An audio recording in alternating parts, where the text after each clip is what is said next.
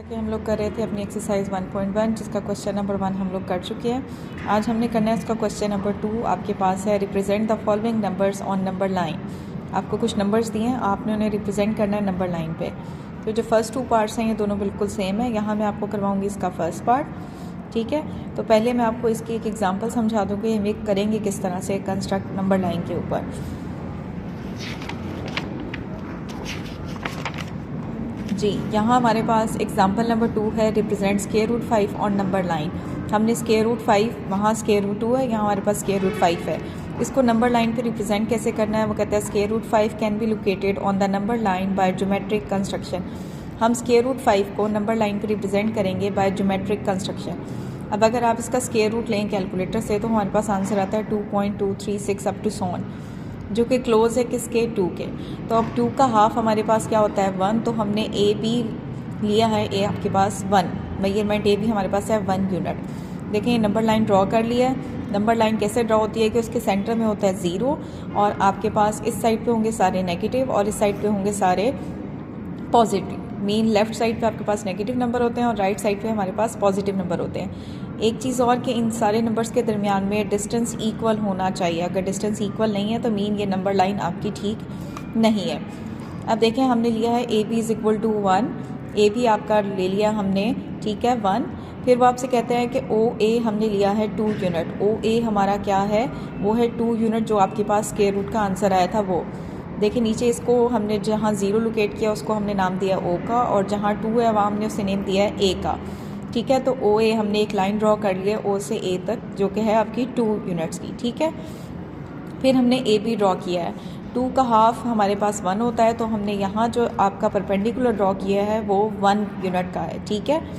उसके बाद वो क्या करते हैं, and we you have a right triangle. जब आप इस तरह से परपेंडिकुलर ड्रॉ करते हैं और यहाँ बेस, तो फिर हम बी को, इस पॉइंट को हमने बी का नाम दिया है, बी को हम ओ से ज्वाइन करते हैं तो यहाँ हमारे पास बनती है एक राइट ट्राइंगल। राइट ट्राइंगल में हमें पता है कि हम एरिया कैसे फाइंड करते हैं। अब मुझे इसकी बेस भी पता चल गई है और परपेंडिकुलर भी पता चल गया है, हमारे पास रह गया हाइपोटेन्यूज। तो हम पाइथागोरस थ्योरम इस्तेमाल करते हैं, उसके अकॉर्डिंग हमारा हाइपोटेन्यूज किसके इक्वल होगा, ओ बी का स्क्वायर। बेस है ओ ए का स्क्वायर और परपेंडिकुलर है आपके पास ए बी का स्क्वायर।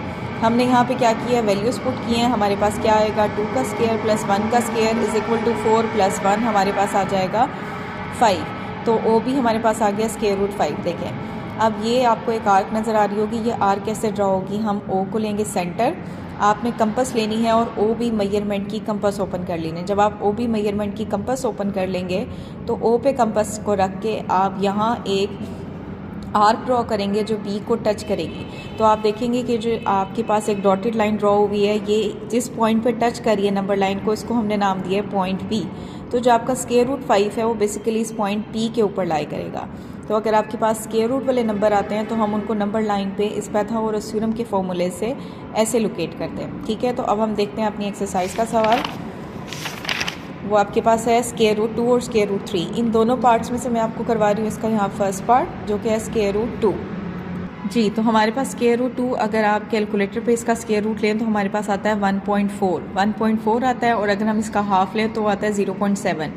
मैंने नंबर लाइन ड्रॉ कर दिया है, ये हमारा 0 है, ठीक है। 0 पे मैंने इसको नाम दिया है ओ का। अब हमारे पास क्या है, 1.4 है, ठीक है, और आपके पास हाफ है 0.7। आप देखें स्क्वायर रूट 2 है, ये हमारे पास 1 के नियरेस्ट है, 1.4 है ना, तो हम 1 के नियरेस्ट है। मैंने मीन 0 से लेके 1 तक एक लाइन ड्रॉ कर दी है जिसे हमने नाम दिया है ओ ए का। अब हमने ए से बी एक लाइन ड्रॉ करनी है जो कि आपका आंसर जो आया है उसके हाफ की, तो वो हाफ है 0.7।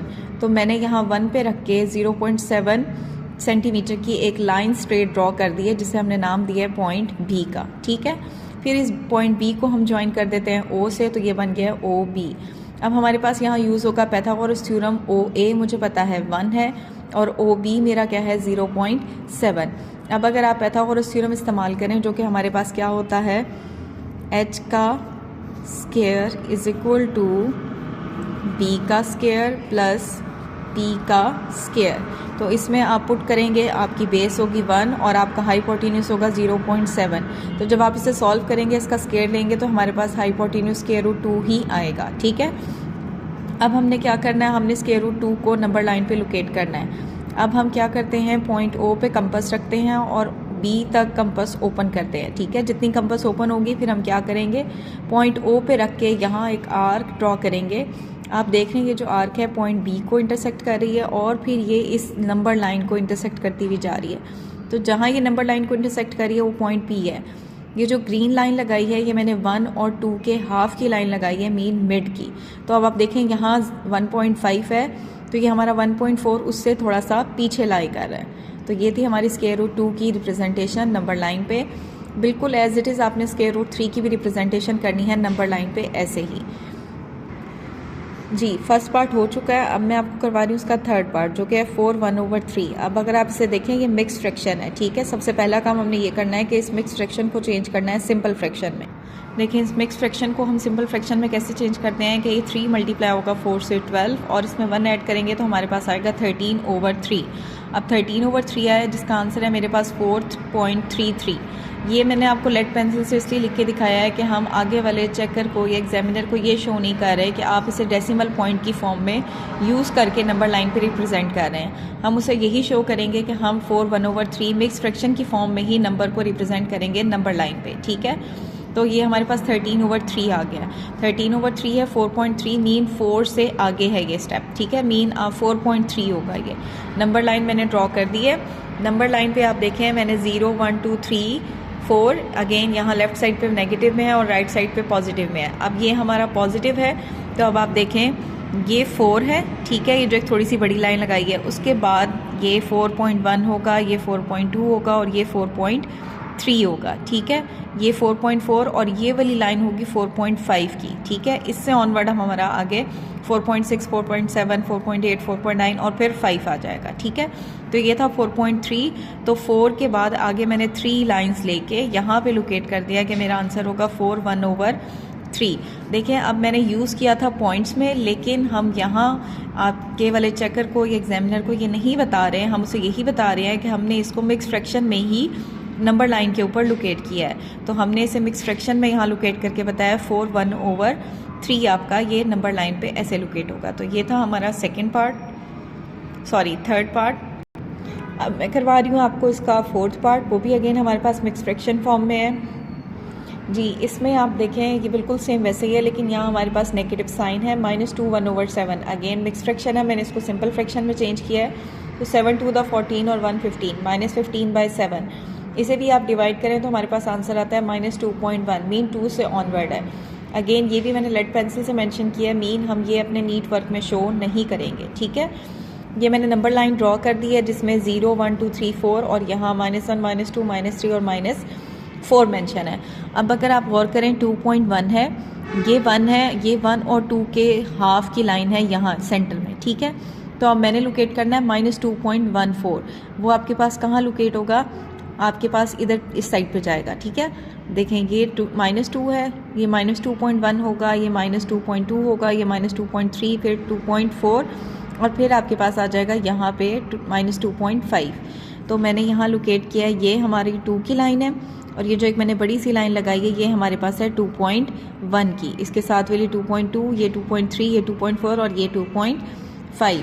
तो जब मैंने ये लोकेट किया है तो मैंने यहाँ लिखा है इसे मिक्स फ्रैक्शन में ही है -2 1/7। तो ये था हमारा फोर्थ पार्ट।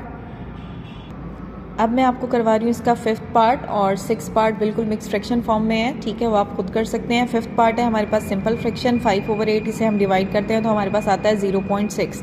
तो देखें 0.6 कहाँ होगा, मैंने नंबर लाइन पे 1 2 3 पॉजिटिव साइड पे लोकेट कर दिया और नेगेटिव साइड पे -1 2 3।